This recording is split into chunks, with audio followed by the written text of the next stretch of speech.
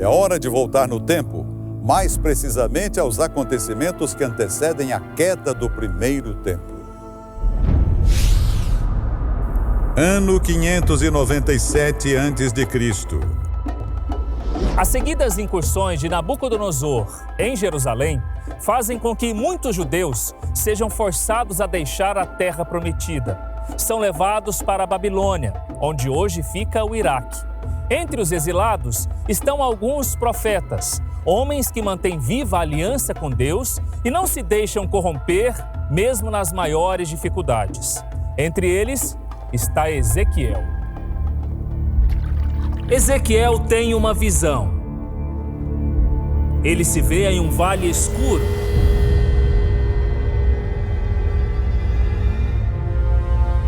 Tomado por milhares de ossos humanos.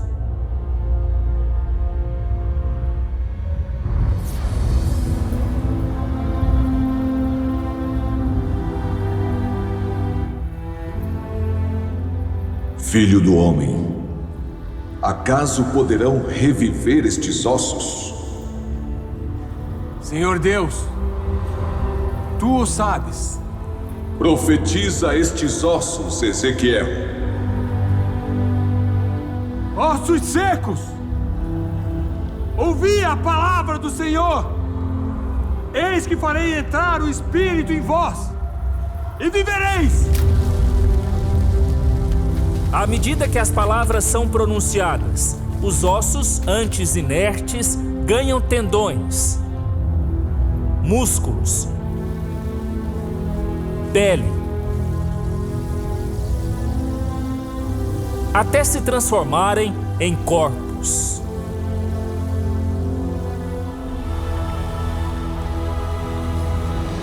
Em seguida, são tomados pelo Espírito de Deus.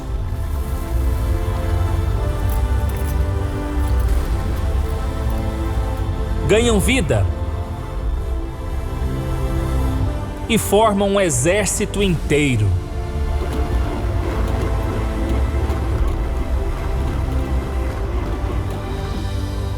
Filho do homem, estes ossos são toda a casa de Israel. Eis que dizem: os nossos ossos se secaram e pereceu a nossa esperança. Estamos de todo exterminados.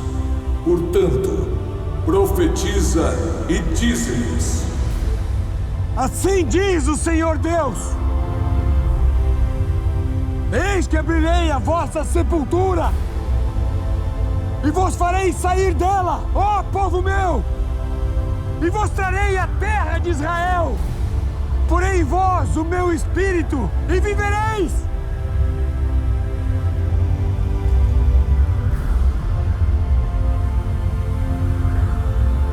O que houve, profeta? Deus falou comigo.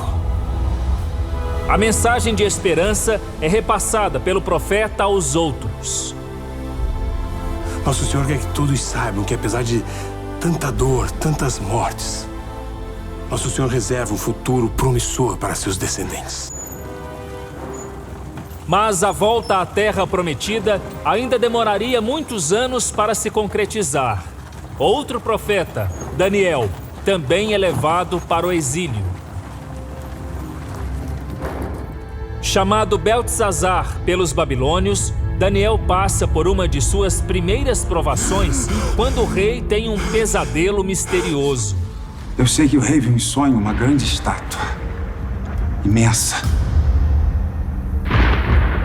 O ouro, a prata, o bronze, o ferro, o barro, reduzidos a pó, foram levados por intensa ventania, enquanto crescia a pedra que feriu a estátua, transformando-se em imensa montanha que encheu toda a terra.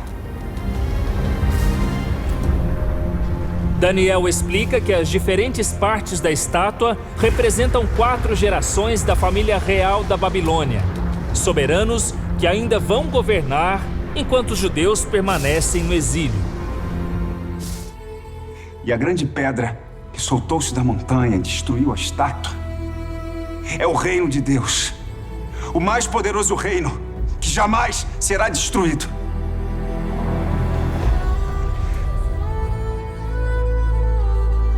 A revelação surpreende e impressiona Nabucodonosor.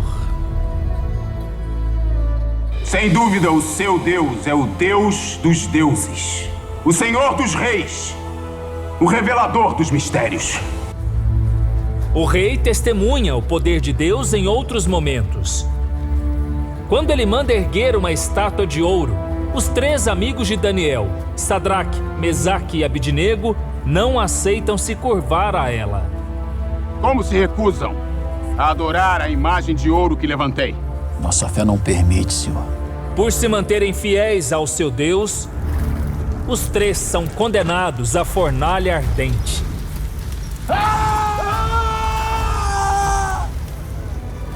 Mas o que acontece em seguida surpreende a todo o povo da Babilônia.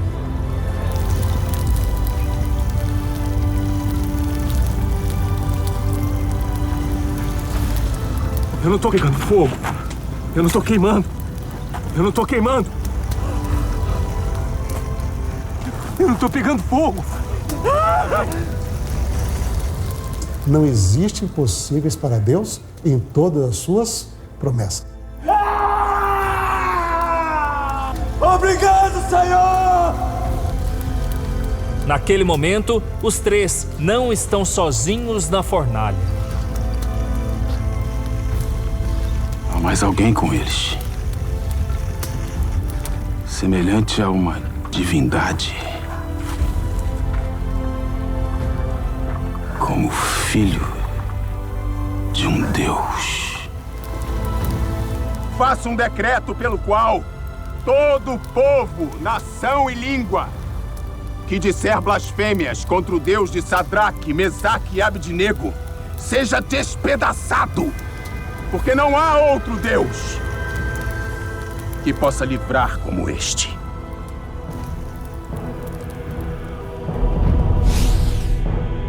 Ano 536 a.C. Passados alguns anos, a profecia de Daniel sobre a queda da Babilônia se concretiza. Acenda o candelabro dos hebreus. Quero mais luz. O neto de Nabucodonosor dá um banquete e profana os objetos sagrados retirados do templo de Salomão.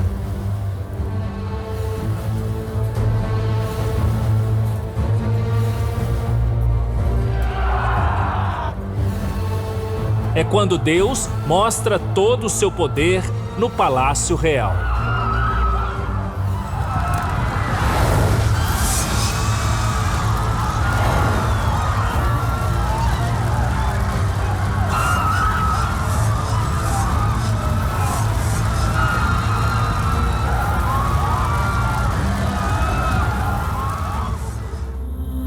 Assustado, o príncipe chama Daniel para interpretar as inscrições na parede.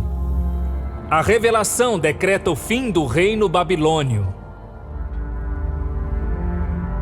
Dividido foi o teu reino, e dado aos medos e aos persas.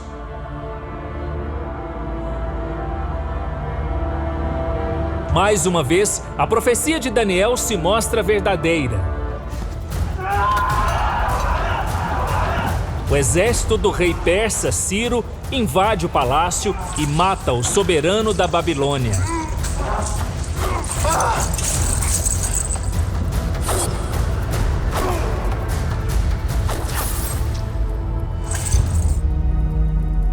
Assim como previu o profeta Jeremias, o povo de Israel ganha a liberdade exatamente 70 anos depois de ter sido capturado pelos babilônios. Estão livres. Podem partir para Jerusalém no momento que quiserem.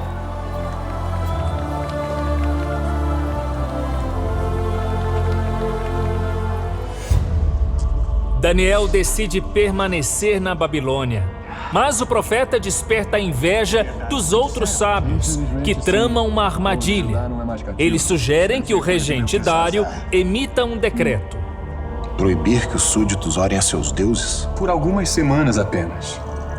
Nosso grande rei seria o único objeto de adoração nesse tempo. Até que não é má ideia. A fé de Daniel jamais permitiria que ele seguisse o decreto. A punição pela desobediência é dura. Prendam Daniel. Não, por favor, não levem! Não levem, eu suplico! Que o levem à cova dos leões.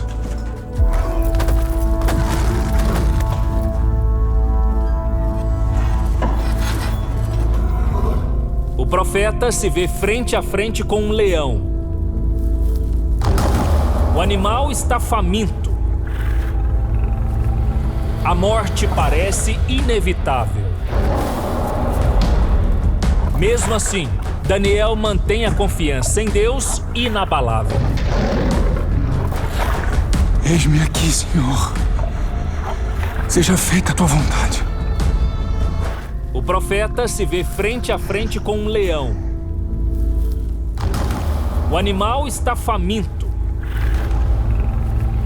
A morte parece inevitável.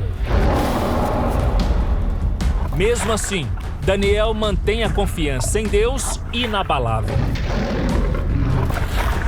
Eis-me aqui, Senhor. Seja feita a tua vontade.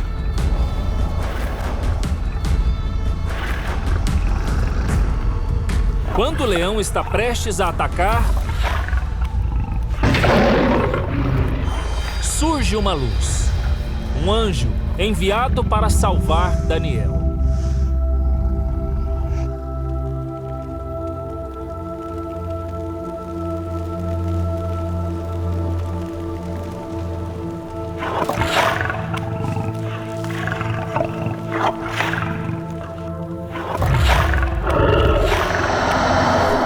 Basta um toque do anjo para acalmar o leão.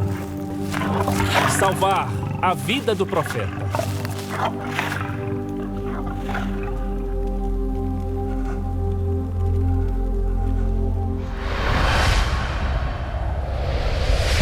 Deus ainda confiaria a Daniel outras profecias. Em um sonho, ele se depara com 4 bestas.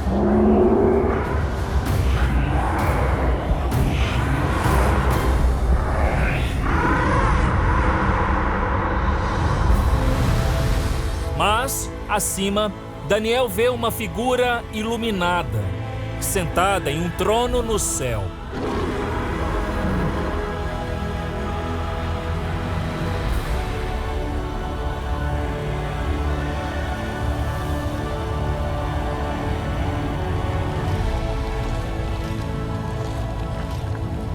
Eu não entendo. O que significam aqueles animais? São 4 reis que se levantarão na terra. É aquele homem que desceu das nuvens do céu. Quem é? É o Filho do Homem. A ele será dado o domínio, a honra e o reino. Seu domínio é um domínio eterno, que não passará. E o seu reino, tão poderoso, que não será destruído. Em outra visão, o anjo Gabriel traz a ele mais uma mensagem importante. Vem para ajudá-lo a entender o que há de acontecer ao teu povo nos derradeiros dias. Daniel vê todas as guerras, as injustiças, as dores que o mundo enfrentará até o fim dos tempos. Ele recebe a missão de alertar a humanidade sobre o que está por vir. Senhor, quando será o fim disso tudo? Não se preocupe e continue agindo como sempre agiu. Fique tranquilo. Quando tudo tiver passado, você se levantará e receberá a sua recompensa. Daniel segue fielmente sua missão até o último dia de vida. Assim como o fizeram Ezequiel, Jeremias, Davi, Josué, Moisés, José, Jacó,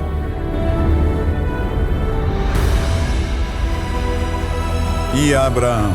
Seja bem-vindo, meu filho.